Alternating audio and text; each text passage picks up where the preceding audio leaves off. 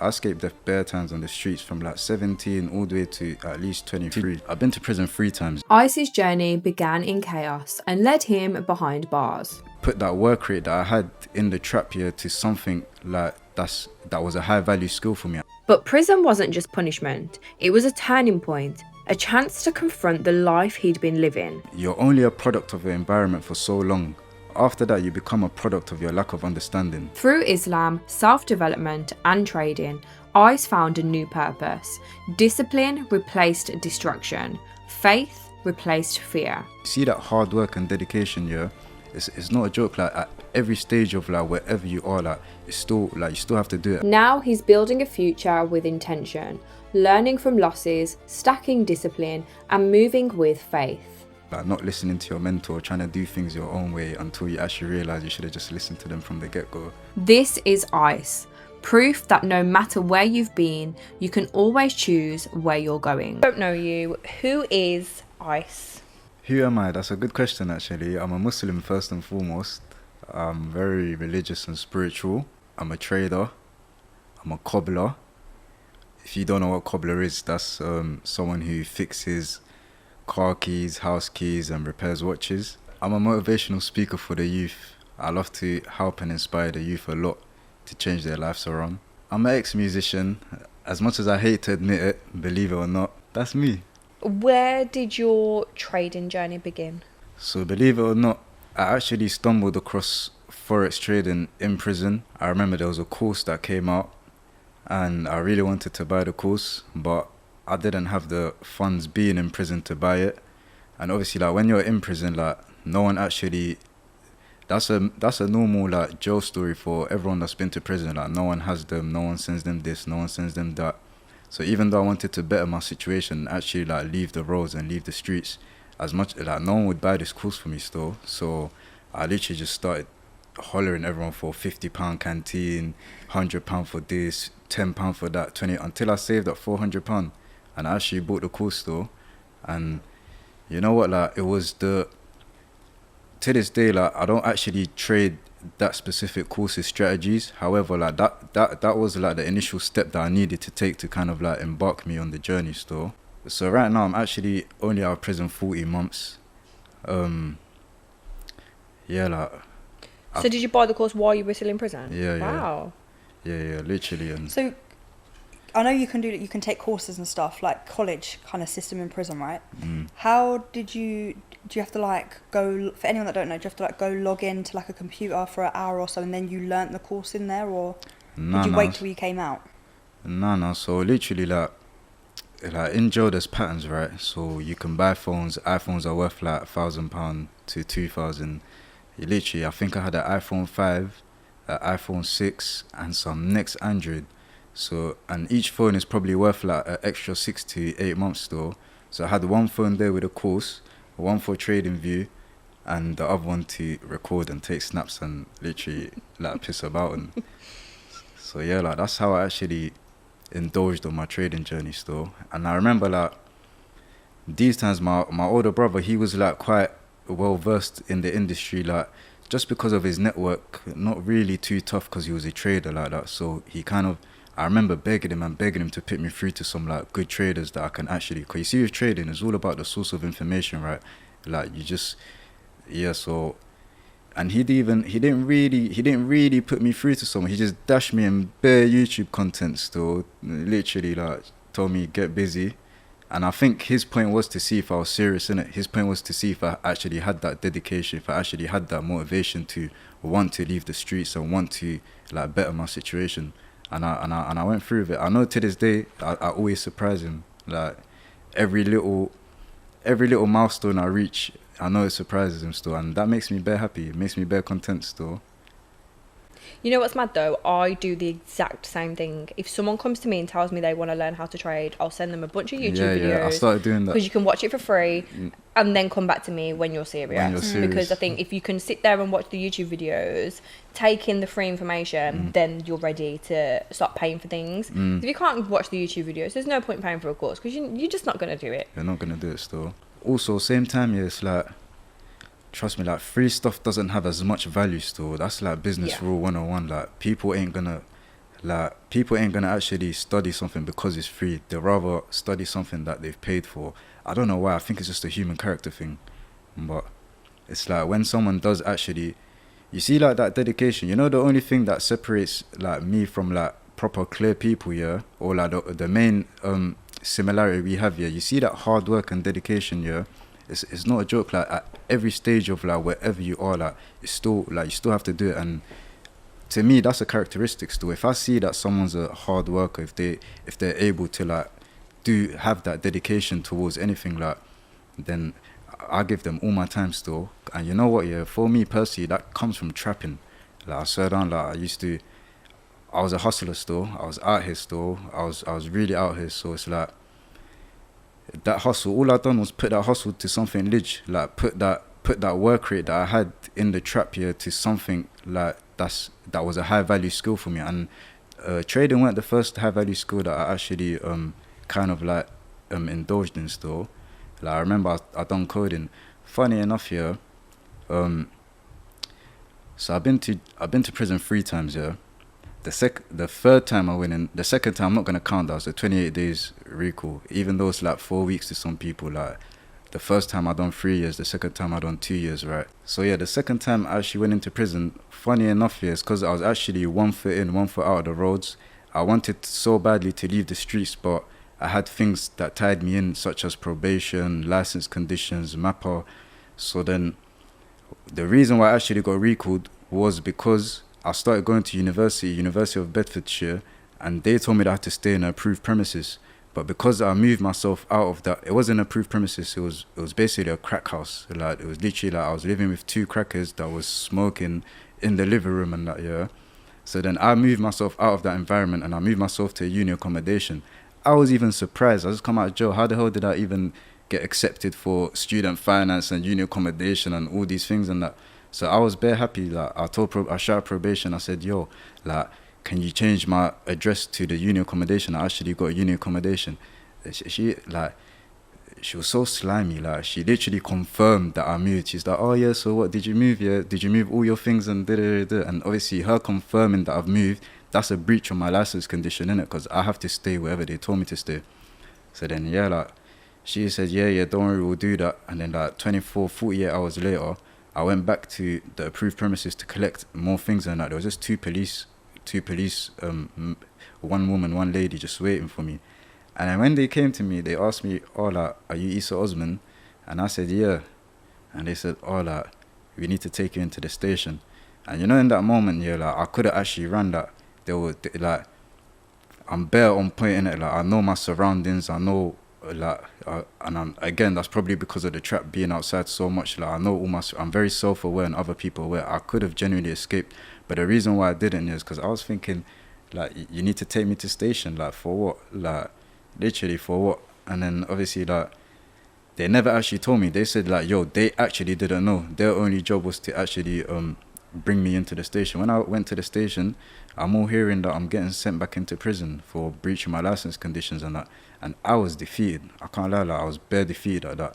The first time I went in prison, it was for attempted murder. Yeah, I was age 18. I wasn't even that defeated because I was involved in all that shit. Like, it was just that thing. It's just catching up to me, right? But the second time, yeah, because I was actually trying to do the right thing, yeah, and I got sent back in, yeah, that was like a very traumatic turning point for me still. That's when I realised, like, cool, that I don't want to be in the streets. The people who are controlling me in the streets ain't even, like, helping me anyway.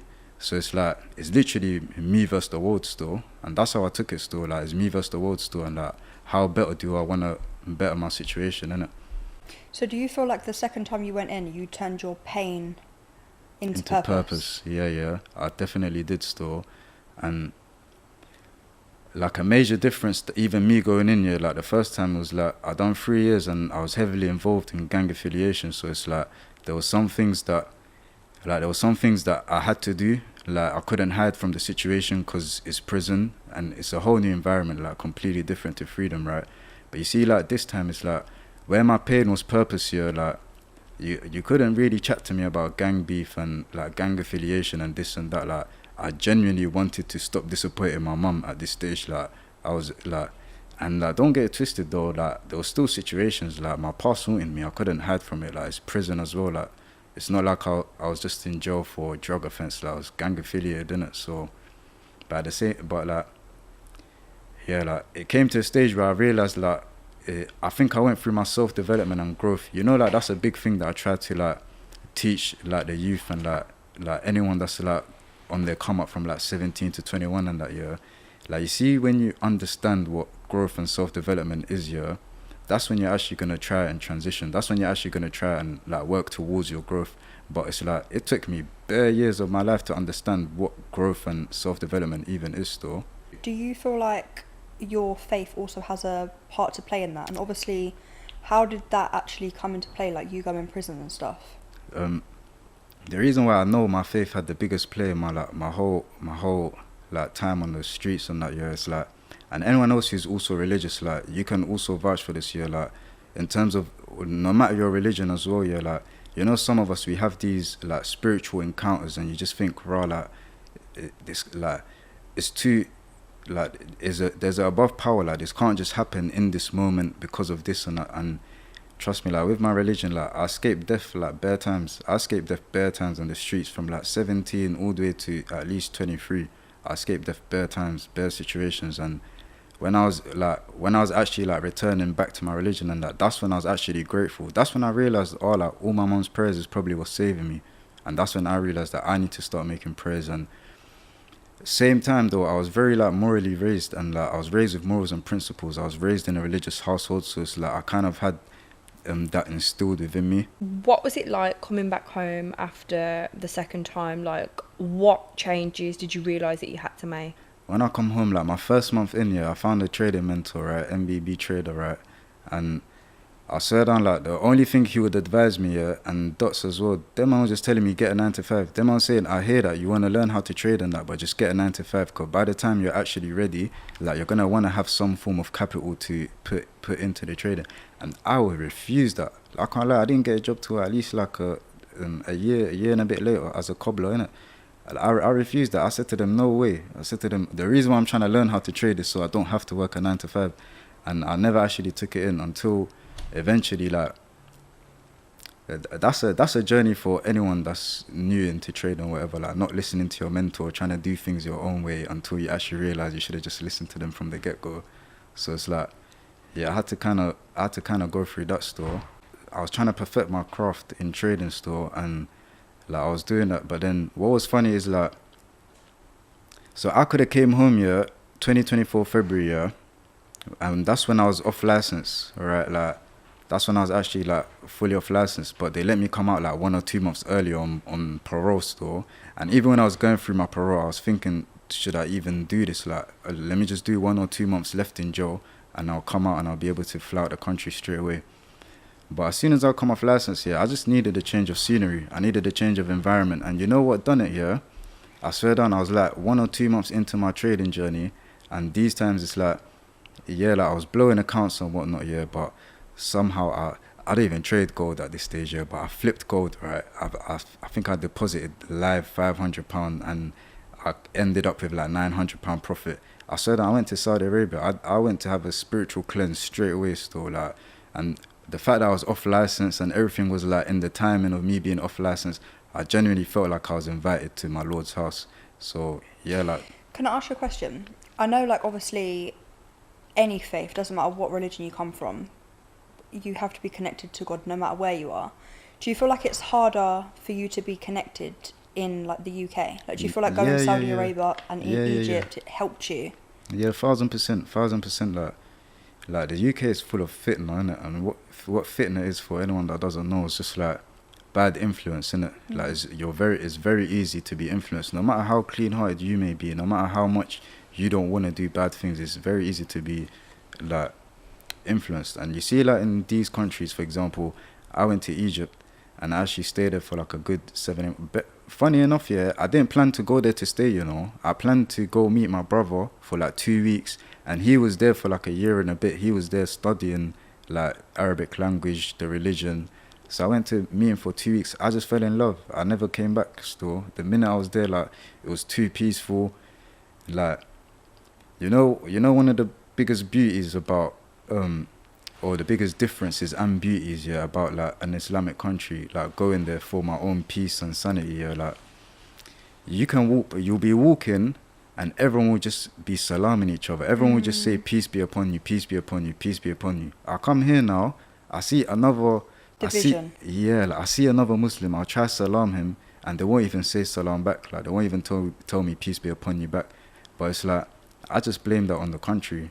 It's not. I don't blame that on characteristics. Cause if that same person was in an Islamic place where he sees it's natural to salam each other, to tell each other peace be upon you, then it's like they'll be saying peace be upon you back. You're definitely a product of your environment as well. So where you are shapes you, and I feel like I don't want the government to come for me, but I feel like England is very depressing and bad vibes anyway, and I feel like it's so hard to be connected in a place where there's so much division. No, I agree still, but I agree, yeah. However, I always love to spit this here, like you're only a product of your environment for so long.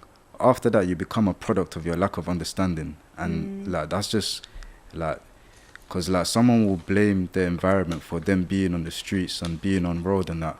But they're not understanding. It's like you've been through it all. You know what the street life does to you. You know when you go to jail, no one's gonna have you, only your family. And you still come out and you still want to disappoint your family. You don't want to do the bare minimum to change your lifestyle. Like you don't have to go clear. It's not about you need to make X, Y, Z amount or you need to do this and that. You just need to actually have a change of lifestyle and implement good things rather than negative.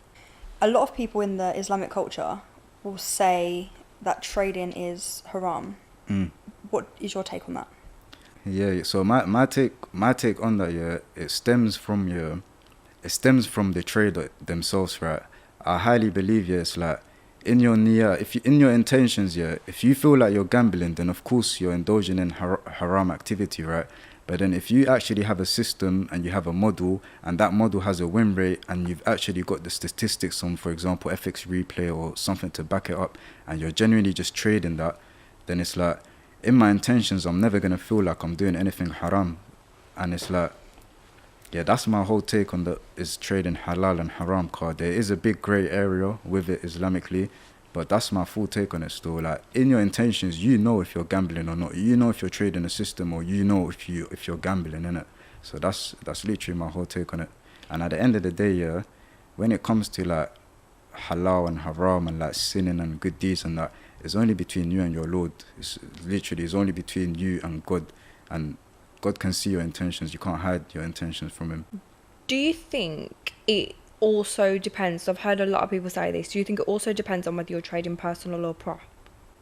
Like, I don't want to speak on a topic Islamically that I'm not too knowledgeable on, but it's like, with the whole grey area, like, I know a lot of people say that like funded accounts is simulated money, so it's not haram, but live accounts, but then it's like, there's these Islamic brokers and like there's people trying to like find their ways and that around it. But to me, it all goes down to the trader. If you're gambling, then you know in your intentions you're gambling. Then it's like me, like when I'm trading, yeah, it's like if I'm gambling, yeah, and like in my early days of trading, if I took a gamble trade, yeah, like I will lose that trade and I'll blame myself for gambling and I'll say like God's watching me, like of course I'm gonna lose that trade. Like I gambled it. I intentionally done something haram. But it's like if I'm trading my system and like my win rate is like 56% or something, or backed up on data anyway. So it's like if I'm gambling that model and I'm on a losing streak, say I've lost like 3-4 trades in a row, like I'm gonna continue taking that same trade in my system still. Car, it's like I know it's not gambling, and at the end of the day, it's like it's only between me and God. No one else is watching, innit? That's my full take on it. How do you define yourself as a trader? Like, what strategy are you trading? What time frame? What pair? What session? I would love to just tell myself like I'm just a trader still. I wouldn't really like take myself down to any cult per se. Yeah. I see too. I take myself down to cults, but we know who your mentor is. We know how you trade. No, but I hear that, yeah, and it's like but still, I wouldn't necessarily claim I'm an ICT trader. I've never watched the ICT video. Believe it or not. Okay. Believe it or not, I've genuinely never watched the ICT video. Maybe I should start. I should actually start. Like, but it's like nah. Like I'll just say like I'm a trader. I analyze DXY. I trade the corresponding pair, whether it's EU or GU. How I determine whether I'm trading EU or GU, I literally determine a bias on Euro GBP. Like if it's bullish, I'll trade EU. If it's bearish, I'll trade GU. And that's kind of like how I trade still. And it's like in terms of time frames and that, like I don't go below 30 minute. It's like the only time I go below 30-minute chart, yeah, is literally if I'm trying to align my. Do you know why I love the 30-minute chart? Yeah, cause in the kill zones you got 6 candles, right? So it's like for me, it's like my London kill zone 7 a.m. to 10 a.m. and then my New York kill zones 1 p.m. to 4 p.m. Within those time frames, there's 6 30-minute candles, right? One of those 6 candles is gonna be like an expansionary candle, right? So I just literally watch the candles and see if it aligns with any PD arrays. And specifically speaking, like midnight open price and weekly open price, I use that a lot still. I literally use that a lot. You know, a lot of people, like, they see their confirmation and displacements like just anywhere in the charts, and they might like enter off a retracement once they see the displacement. I literally aim for my displacements near midnight open. If I see price displace past midnight open, like 7-8 times out of 10 it will retrace to midnight open and continue in the will give continuation in whatever way it displaced. Or it's kind of like how I trade. I don't know what that comes under, if that's ICT or yeah. So I'd love to I always just define myself as a trader still. Yeah. I think that is the best way to go about it. Like, I was speaking to someone today who was saying, like, it's sad that people talk down on strategies, and I know, like, I do talk shit about ICT, but it's never the strategy. When I'm talking about ICT, I'm talking about that man. I'm not talking about the strategy, because we know plenty of traders, like we've had 5 on, which is obviously how we met, who, like, amazing ICT traders. Yeah, so I think got first too. It's good that you don't define yourself as like being in a box of a particular strategy, and you're just a trader. This podcast is sponsored by Equity Edge, the Forex prop firm that is changing the game for traders. Equity Edge gives you the freedom to trade with confidence, offering account sizes from 2.5k all the way to $100,000. Instant phase transitions when you reach your profit targets, and absolutely no minimum or maximum trading days. Plus, there are no lot size limits, giving you complete freedom with your trading strategy. Equity Edge have also just announced that MetaTrader 5 is back, rebuilt stronger than ever for a seamless trading experience. They have also removed their old all-day news restriction trading rule, which means when there are high-impact news events that last the entire day, you can still trade with no limits. With payout requests every 14 days and support available 24/7. Equity Edge is here to help you trade, grow, and get funded without boundaries. Ready to level up your trading journey? Click the link in the description below and get started with your funded journey. How long have you been trading for now? So like right now I've been out of prison like what 14-15 months though. So when I say like, so right now like I've been out of prison for like what 14-15 months. So when someone asks me how long have I been trading, I literally tell them like 14-15 months. Okay, so you are still in the I'm newbie still in my phase. journey. Yeah. What is it like? Because obviously we've been in the industry for so many years now, and obviously we get a lot of newbies coming to us, but we understand that newbies are going to different people and seeing what everyone's about. What is it like coming into this industry like nowadays, being so oversaturated, being so many different mentors, so much information out there? How does someone like you navigate entering an industry like this? Oh, believe it or not, yeah, like I've gone through wars. Like it's actually not wars as in like, oh, like I'm not a dog. Like I don't like, I see people like they bite each other off and draw each other out and this and that, like, and I just think, bro, like if you two probably was working together, like you'd probably be like killing it. But for example, let me give you man a clear example. Yeah, like for example, my mentor MBB trader, right? So obviously, I'm sure you lot know Zaki as well. So then, MBB Trader like big him up every time still, like I can't even begin to thank him for all the knowledge I've gained from him still. And then it's like, obviously, I think like them I had an issue or whatnot that stemmed from time ago. Everyone in the industry knows this, yeah. So then, me just being a newbie in the industry, I've gone to Saudi, and I just spoke about how I went to Saudi straight away, right? I've climbed the mountain, right? Like, I'm just in Saudi, like, just doing me, right? I've ended up climbing a spiritual mountain, the mountain where the Quran was revealed to our Prophet, peace be upon him, right? Guess who I see at the top of the mountain? Zaki with a few people, yeah. But I didn't know who he was at all. That was meant to happen. I literally didn't know who he was at all, and he was there with a few of his team and that, and then like, I was so gassed to be in MBB's mentorship still. Like, I was saying it with chest, like, yeah, I'm almost student. Not knowing that them two are beefing. They're beefing still, literally. So then, like, and we're at the top of the mountain. All it takes is one push if their beef is really raw, innit? Like, anyway. So then, on our way down, like, what I love is like bare humble, innit? Like, bare humble. It's like, it's not, if there is wars between them and whatnot, yeah, but yeah, like it was a bit difficult navigating that, because it's like, I know Zaki's a very good content creator, yeah, and I know Omar's a very good trader. So it's like, even like it was just very hard to navigate the whole thing, because it's like you have to tiptoe in this industry. I hate it so much. You have to tiptoe around things, and it's like it's the worst feeling, cause I've never felt like that in the industry still. Cause it's like, if you piss off this one, you will lose friendship with this one, or you'll lose credibility, should I say, with this. So it's like, it's a bit jarring still. I feel like as someone who genuinely comes from war and beef and that, yeah, I feel like, bruv, this is a multi-trillion industry, and if everyone actually teamed up here, you know the amount of raking that will be happening. But it's like, each to their own, innit? It's because a lot of people in this industry are so focused on someone else's journey, and they're so focused on comparing themselves and trying to be better than someone else to have more students, and it's very toxic. Very. Comparison is the thief of joy, literally. And you know, like that's my only downfall for my psychology store. It's like, I know I'm an upcoming trader, right?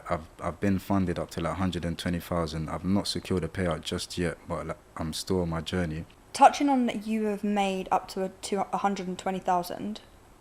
You've lost it, right? Yeah, I've lost it. How has that mentally impacted you? It doesn't affect my psychology too much still, because like, I'm very much submitted to time still. I'm someone who proper understands submission to time. You see, like, true greatness always prevails still. Like, you can't force time. Time is too elegant, right? So it's like, as long as you planted that seed and you're watering it 1% a day, and you're working on your craft, like, you're literally working your craft every day, then like, I genuinely see myself getting to that payout cycle stage, hopefully soon. Obviously, let's not be too cocky, but I do see it. And in terms of psychology, it hasn't affected me, because I literally just watch everyone's journey that's done it before me still. They've all gone through the same thing. Like, this is why I say big up Five, because he's actually putting his story out there still. Like, I get bare inspired by his story, I swear down. Like, I wish you lot knew. And it's like, trust me, like, that's what the industry needs still. Like, and it does have it, yeah, but trust me, like, for like the street side, and like people want to change their lives around and go from like illegal activity to legitimate, yeah, like, the industry ain't got that still. Trust me, like, I literally know I'm walking my journey still, so it doesn't affect me still. And it's like, it affects me because it's like, I didn't deserve the funding anyway in the first place if I wasn't able to keep it, right? And I know that still. So it's like, when I do deserve the funding, that's when the payout cycle also begins though. So it's like, but that, you know what, that's one of the reasons that we wanted you to come on the podcast, because obviously we've heard Five's story.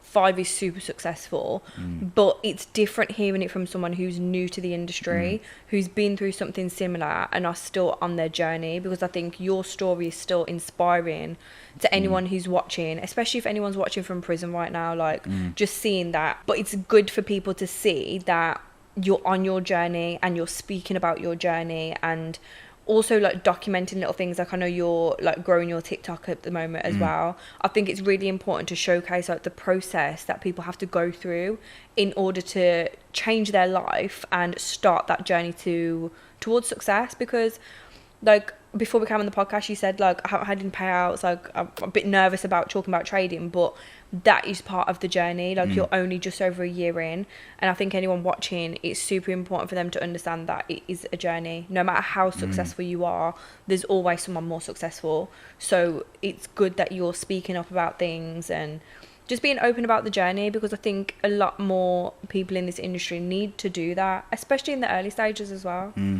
And to add to that point as well, I feel like you've came into the markets at like the hardest time, because 3, 4, 5 years ago, like when it was like new for me, I've been trading 5 years now, there weren't thousands of mentors, there weren't like all of these different prop firms to choose from, and it weren't as confusing and oversaturated like you said earlier. I feel like you've came into it like at a wild time and you're sticking it out, and I feel like just continue sticking out even if times get hard. Like you clearly are dedicated to doing it.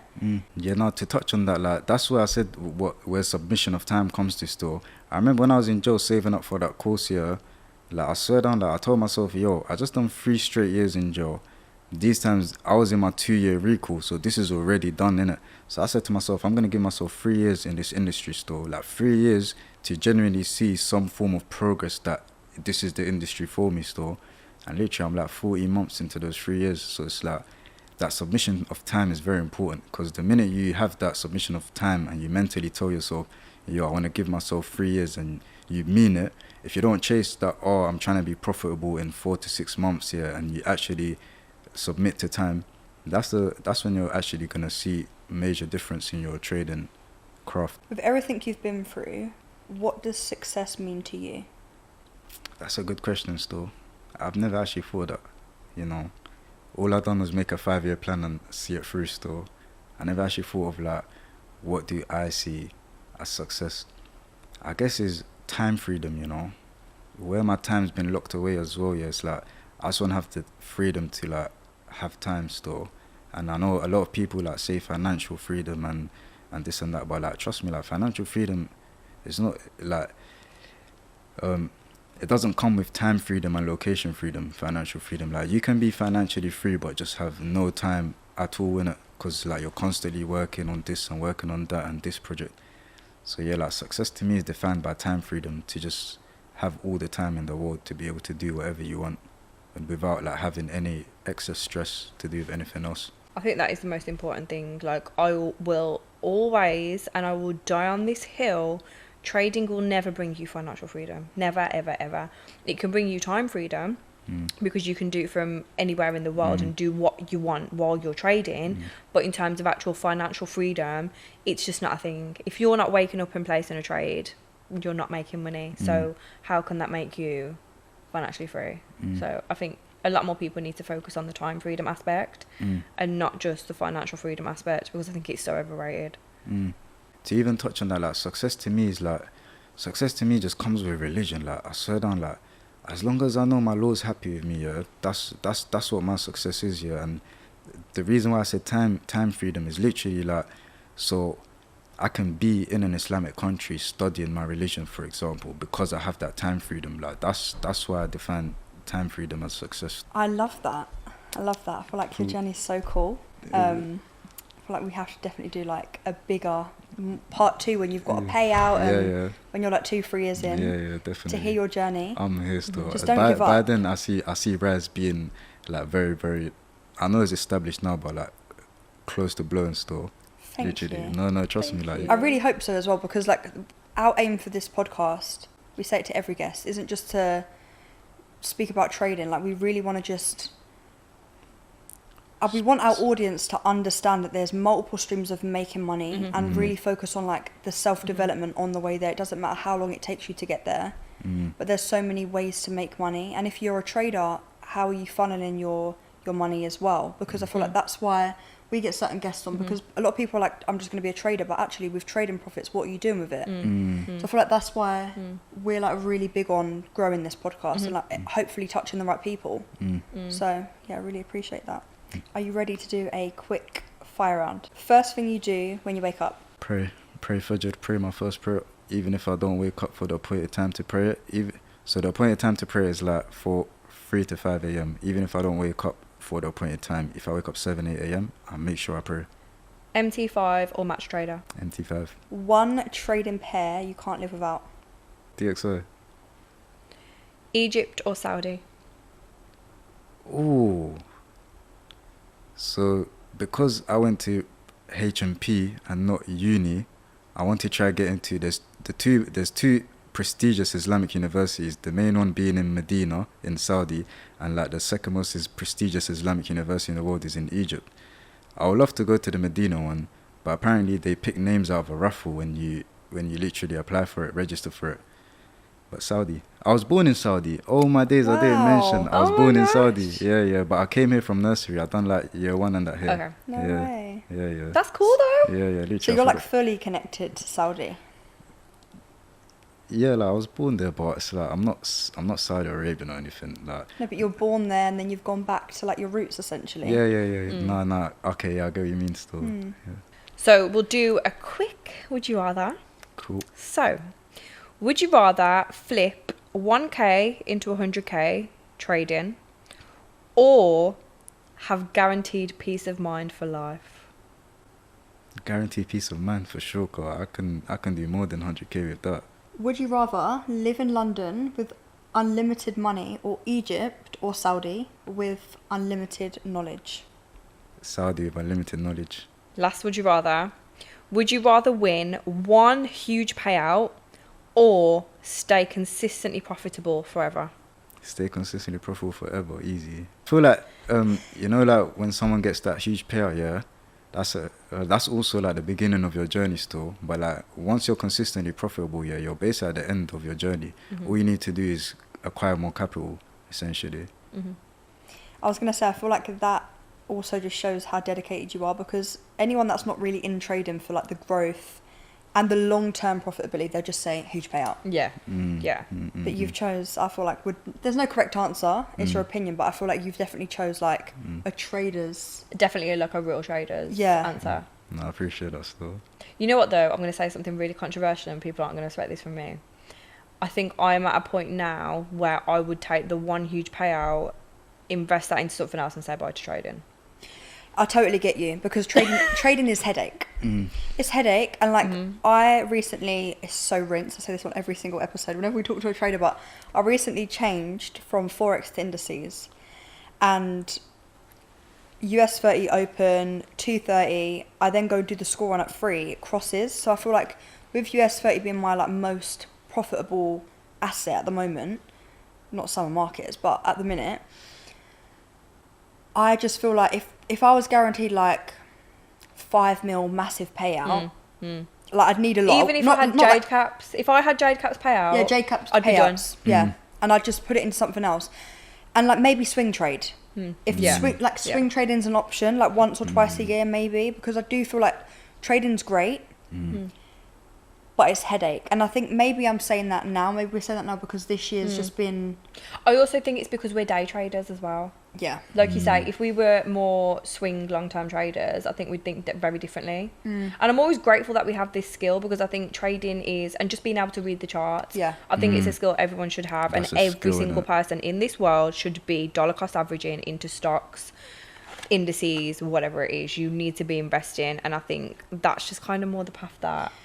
I agree. And I think even just like reading a chart, not even just trading, like in business, it's going to help you like understanding like growth, sales, everything. Like if you can read a chart, when I was in ICT in school, if I just looked and really read that chart, the bar chart, I'd be an even better trader now. I was bare academic growing up still. Like, I don't know how I ended up in the street store. I do know actually it was a situation. I never actually wanted to be involved in the street store. I got into a situation, but I left with like 12, 13 GCSEs and that year. Wow. Yeah. Even A level, like I done AS levels. But by the time I done first year, I think I passed maths. I got like a C, and then I got a D and an E in econ and business studies, right? And like not that trading, the like, you know, like to someone like who's not into the industry, he doesn't know anything, yeah, like someone that's very, for example, to like someone that's in jail that I'm inspiring or something, yeah, I'll tell them if you want like a short-term version, and you lot correct me if I'm wrong anyway, yeah. Did you catch it? No. So then I literally told them trading's a correlation between the x-axis and the y-axis of a graph. I told them, do you not remember maths and that? Did you remember GCSE maths? Yeah, I literally told them, x-axis got the time and y-axis got the price. And all it's showing you is where price was at a certain time. And that's what I told them, to like proper simplify trading still. Yeah. That is lit. Imagine if like the school system, we'd have to deeply imagine here because it would never happen, but like taught like charts, like proper charts, like trading, stocks, property, finances, mortgages. That's something saving. we need to start pioneering this into schools, because I've heard so many people say it over the years. Can I? So when I was in Egypt here, I was helping out my mum's friend here who runs like a secondary school over there. I was being a teacher. I was being a teacher there. I was trying to implement a trading after school club on Thursday still. You know, eventually, do you know why I left it? Like, I stopped helping them. They weren't trying to let me come in this clothes in an Islamic country. They wanted me to dress like the West. Like, they wanted me to dress in like casual clothing. Yeah, like. Wow. And obviously me, like the whole, like it was nice going there like in Islamic attire and whatnot. Like that was like the whole thing that was keeping me going. And like we were just having bare back and forth. And like my mom saying, you know what, like don't give them headache. Like if you're not gonna help them, just brush them in it. But like don't give them headache and that. So I just left them still. But like I literally was implementing a Thursday trading school. I love that. I swear down. We've also said, haven't we? Yeah. Like our goal with Rise is to go into schools and like do workshops and universities and stuff, and prisons as well. Yeah, prisons. We want to have like programs for when like prisoners come out and they really do want to change their life and set them on a correct journey, because there's just not enough information out there to like turn to self-development, turn to faith, turn to business, turn to how to grow your money, to save. I've got something upcoming that I would love both of you to be a part of and come still. You know, like I'm actually going to like 8 different secondary schools to talk to the youth still. Wow. I would love for you to come so we can actually, cause obviously me, I'm going to talk to them about changing their life and the streets and how I got 13 GCSEs but still ended up in the streets. And the main point is obviously your company and the company you keep, but I would love to like you know what it is like with trading, like I said to you lot, because like I've been funded and I blow my funding, but because like I haven't begun because I can't cheat time in it. You can't cheat time in it. Time is too elegant, right? And I'm still only 40 months home, and it's like I can't really implement trading things in it. So I'd love for both of you to come still. I'm down. Absolutely down. If you do that, definitely we could do like a whole like your thing, but your segment, and then we could do like a free panel trading session. Yeah, that would be sick. Oh my god, that's exactly the things that we want to do. That's what we want to do. And do you know what? Just having this conversation, it's also now opened us up to the door of when we do this stuff. You're welcome on board as well, because your story can also inspire others to like stay on a positive road. And like it's hard because, you know, people are going to go where they're going to go, and they're going to have to learn, right? And that is just, as I would say, like God's path. You have to go down paths, you have to learn. But if you can be a vessel in this world and give people inspiration and knowledge from your experiences, it's the best thing you can do. You know, like even like speaking on that, like I was never gonna come out and start making content, you know. Like when I started my trading journey, I literally told myself until I reached that consistently profitable stage, like I don't want to really come out too tough. I don't want to start making content. But then it's like what I realized is like, and then like something in me just told me like, yo, like I need to start creating. I can create content still, like I inspire people, right? So then, like that's what I realized though. Like no matter where I am in my journey and that, just like it will still motivate someone to start, because a lot of people don't actually start, and that's so I proper fully agree with what you just said still. How we finish our episode is we asked if you had a death row meal, what would it be? Let's say starters, dinner, main, dessert and a drink option. Starters, all have to be Somali food. Have you lot tried Somali food? I haven't, no. I haven't. Oh, you lot need to try Somali food. I've still. heard it's unreal though. Yeah. It's too unreal still. Are you Somalian? Yeah, I'm fully Somalian still. So that's what I was thinking. It would be my mom's breakfast, my mom's lunch, my mom's dinner, my mom's dessert. Like, and you know, like I say that because I missed out 5 years of my mom's food and that still. So like you see now, like I remember my little sister just graduated from uni, yeah, so she just had a little graduation party. All my days, I got to my mom's house before the graduation party started, and I took a lot of food before I left. I took a lot of food still, and I just This is for all the time I missed. literally. But yeah, it literally be like berries and hilip and that, a bit of moss. Literally rice and banana is what I just said. Have you lot tried rice and banana? No, I didn't even know that was a thing. No, that's a Somalian thing. That's where like the Somalian dishes stem from still. Oh, Okay. really? Yeah, rice and meat and everything with a little banana on the side. No way. Maybe you'll have to, we'll go for like a nice little business meeting, discuss our plans, and you can take us to a Somali spot and we can have some food. You can introduce us. Sure, I'm down still. Yeah. I'm down. We'll have to vlog that day as well. Yeah, that would be so cool. No, I'm down still. Yeah. But thank you so much for coming No, on. thank you lot for having me Thank you. still. I really do feel like your episode will be inspiring, like I say, especially for anyone that's in prison, anyone who's just going through some type of like they want to get off the roads but they don't know what to do. I think your story is really, really inspiring, and as I said, that's why we wanted to have you on today, because we can see like you have a huge journey ahead of you and can't wait to see where you go. So thank you. Thank you lot for having me still. It was a pleasure being here. As always, guys, please make sure you like, comment, subscribe, and hit the bell so you don't miss any of our episodes. And I do just want to ask you guys, please subscribe, because the more subscribers means better guests and better value. So thank you for watching, guys, and we will see you again next week. Well done.